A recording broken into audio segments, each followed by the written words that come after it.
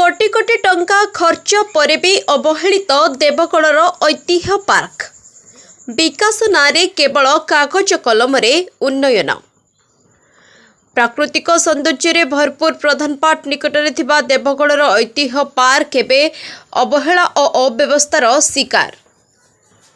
वर्ष वर्ष धरी विकास और सौंदर्यकरण नारे कोटी कोटी टंका व्यय होइथिबा कुहाजाउथिले मध्य पार्कर वर्तमान चित्र भिन्न कहानी कहूछि।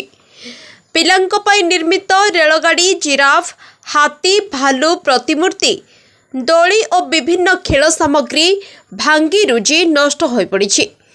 शौचालय और अव्यवहारयोग्य पानी कल अचल एवं अधिकांश विद्युत लाइट मध्य जळु नाही।